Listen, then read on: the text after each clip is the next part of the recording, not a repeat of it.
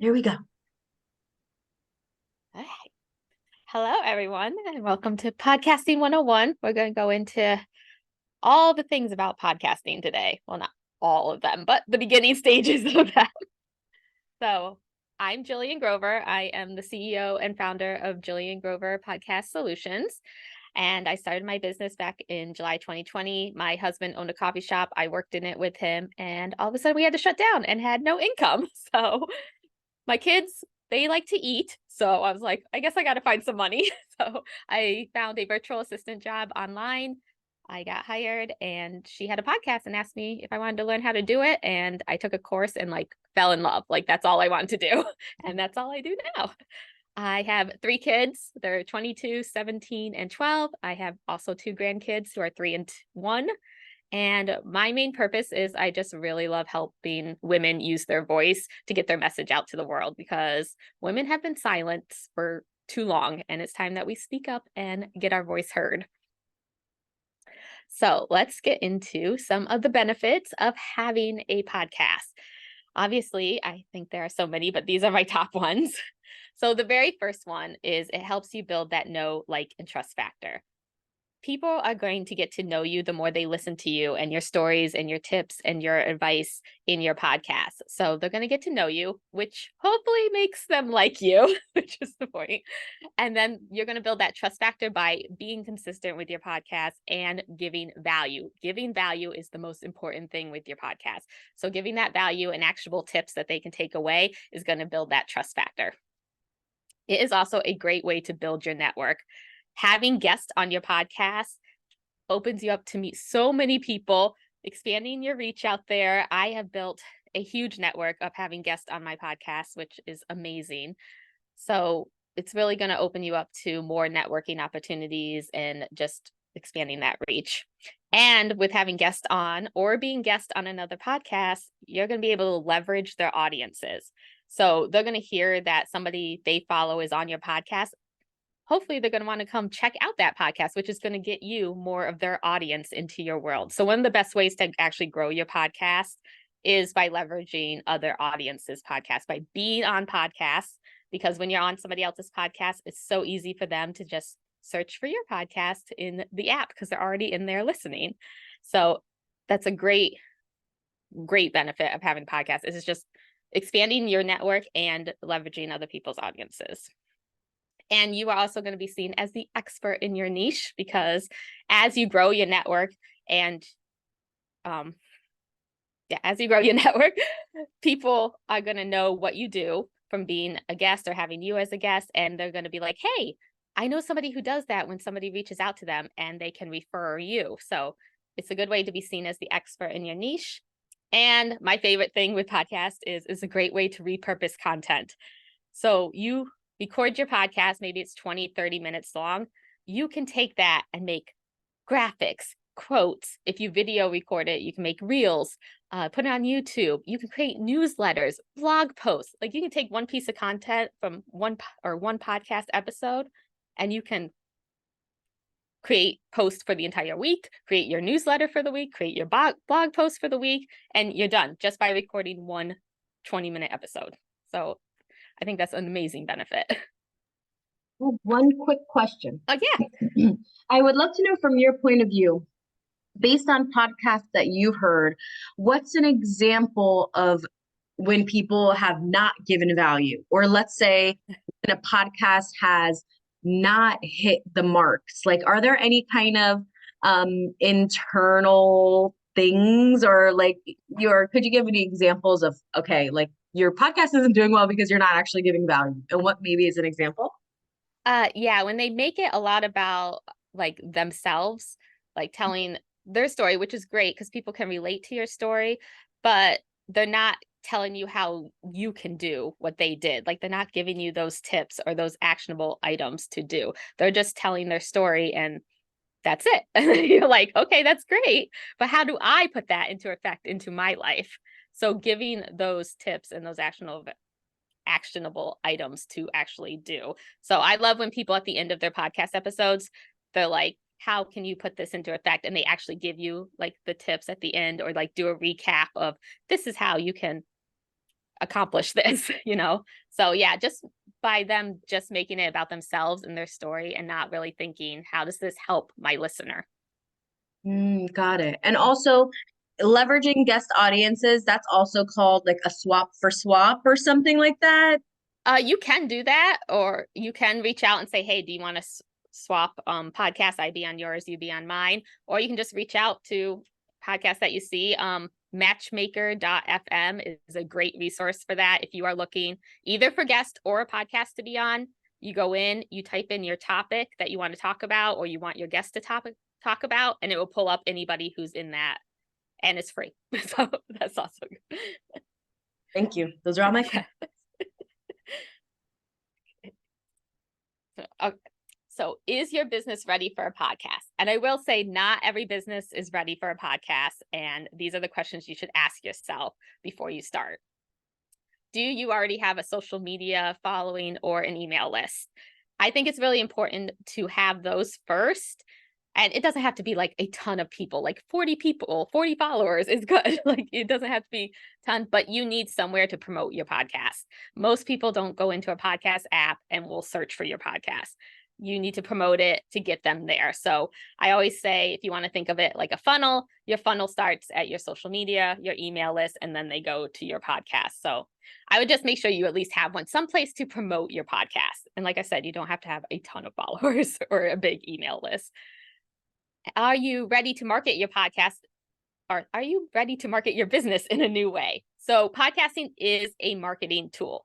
You are not going to make a ton of money when you first start podcasting. You have to have a certain amount of downloads to get sponsors. And everybody asks me how many, but it's different for each sponsor. Like I can't give you a number because one sponsor might want you to have 100, one might want you to have 10,000. So it really depends. But when you first start your podcast, you're going to be marketing people to your products, services, whatever you sell. So are you ready to market your business in a new way? Do you have the time to devote to a new platform? This is so important. Consistency with podcasting is very, very important. They want to know that they can get an episode if you're going to do weekly episodes every week, that you're going to come out with content every week. So you need to know that you have the time to devote to that, whether you batch record or you're editing it yourself. Figure out the time that's going to take you and make sure that you can commit to that. Are you burnt out with your current platform you are marketing on? I love Instagram, but a few months back, I was like done with it. Like, I don't want to be on here anymore. You know, it's every platform is a lot of work, but if you're ready to try a new platform, get more creative, I feel like you can be really creative with podcasts.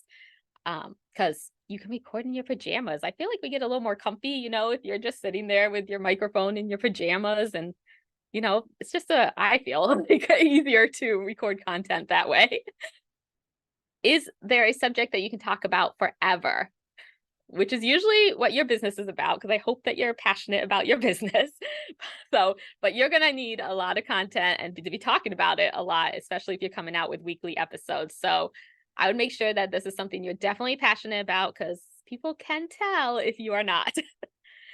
Do you have an opinion in your industry that you want to voice more?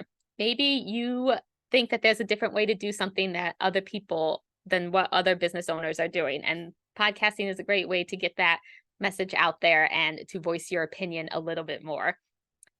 And are you ready to get your voice heard? Now, I hear a lot of people when they first start, they're like, I hate the sound of my voice. My voice sounds horrible. Nobody thinks your voice sounds horrible. Only you do. I'm telling you this right now. Nobody thinks your voice sounds horrible. And maybe other people have heard somebody say something 1,000 times, but it wasn't until you said it, your voice said it, that it resonated and clicked with them. So I feel you owe it to those people to speak your message out there. Okay, so let's get into the nitty-gritty of what we need to start our podcast. Equipment. You do not need a ton of equipment. You do not need a fancy studio to start. You can work up to that, but you don't need all this stuff. I'm going to ask first that you do not use your computer microphone. It kind of makes an echoey sound, I've noticed. So get a microphone. I have the Toner USB microphone. Seriously, I just looked it up. It's $32 on Amazon. I've had it for 2 years. I've never, ever had an issue with it. It works amazing. I would highly recommend it. It also comes with a pop filter, which helps with like if you pop your P's or your S's, sometimes you like hiss kind of. So it helps with that too. And it has a stand. Like highly recommend that. And I do have a free download with the links to all of these that I can put in the comments. And the other microphone, one of my clients uses and she loves it. I haven't personally used it, so I can only attest to the toner, but she loves it. So headphones, the MPAL headphones are my favorite. That is not what these are because mine broke. I stepped on them by accident. But I'm going to get another pair. But the MPAL Bluetooth headphones are amazing. These are the Logitech gaming headphones. They work well too, but you need headphones because if you are interviewing a guest, if they start talking, your microphone will pick it up from your speakers, which also creates an echo. So please wear headphones if you are interviewing a guest or you are on another podcast so that you don't get that echoey sound. And then recording platform, I only use Zoom. Like all my clients use Zoom. I think since the pandemic, everybody knows how to use Zoom. So there's no like learning curve for your guest or anything. It's super easy. So that's what I use. Plus it's free also for 40 minutes. So I'm all for free. Okay, let's start with naming your podcast. So you're going to be saying this name a lot because you're going to be promoting your podcast a lot. So please make sure that it aligns with you and that it's something that you love. But there are also a few things you need to think about before that. Keep it as simple as possible. Make sure that it represents what your podcast is about.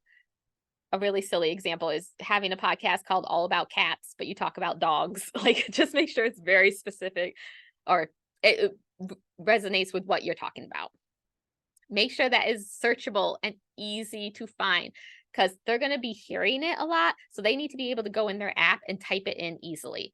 And my favorite example of this is if you have a fitness podcast called 15 Pounds to Lose. Obviously, just hearing that name, it's simple. You know what the podcast is about, but is 15 spelled out? Is it the number 15? Is pounds spelled out? Is it LBS? Like maybe make it so that when they hear it, they know exactly what to put into their app to search. And then make sure nobody else is using the name. When you set up your podcast in your back end, it's not going to tell you if there's another podcast with that name. So you need to go into Apple Podcasts or Spotify, wherever you listen, and search up the name that you want and just make sure that nobody else is using that. Or I also say if they haven't used it in years, it's probably safe to use because when you type it in, yours is going to come up first because you have the newest episodes. But I would just look and make sure there's nothing too similar or one that actually has that name. Okay, cover art. I am not a graphic designer. I am not the best cover art maker. I use Canva. Canva is amazing, simple and easy to use. Go in there, type up podcast cover art, pick one you like, customize it. That's always my advice. Otherwise, hire a graphic designer. But this is going to be the first thing that they see visually from your podcast. So once they hear the name, they're going to pop it in and your cover art is going to come up. So I would make sure that the picture kind of represents too what your podcast is about. So I would definitely say have a picture of yourself because people want to know who's talking. They want to connect with you more. So these are a few examples that I have. This is my podcast. I have my microphone there. That's the toner mic, by the way. And so it kind of represents that I'm podcasting, which my podcast is about podcasting, and it's in my brand colors. This is a podcast that I work on called A Beautiful Mess. It is two sisters who talk about interior design. So there they are making a bed look pretty, which represents what they're going to be talking about.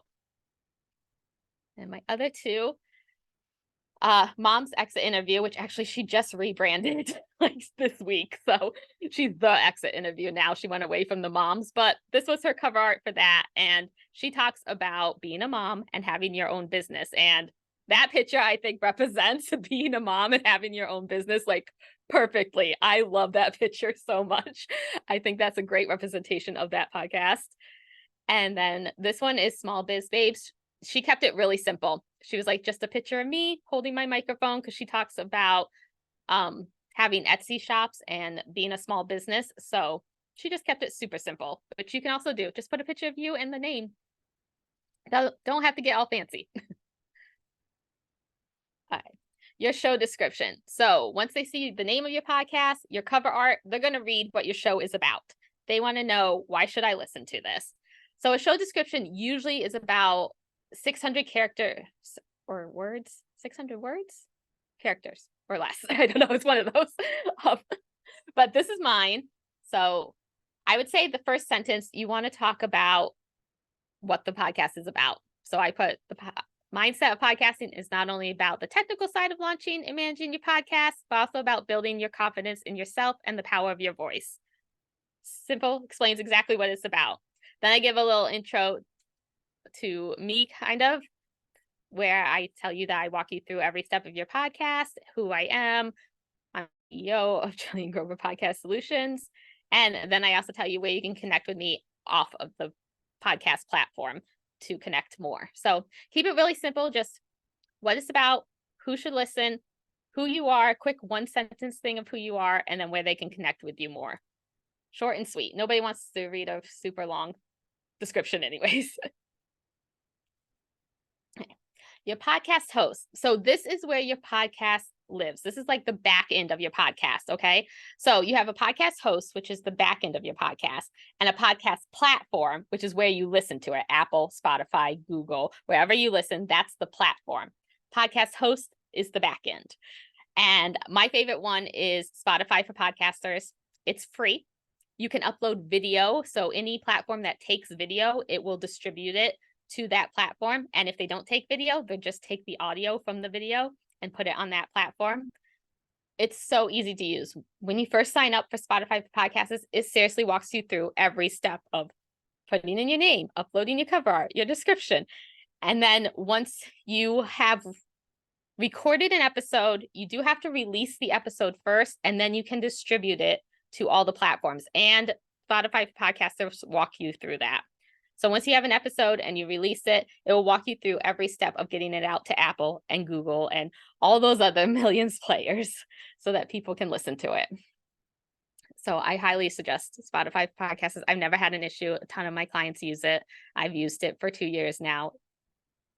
Really good. And if you ever need any help or have any questions, I'm open to answering all questions. These are a few places that you can connect with me.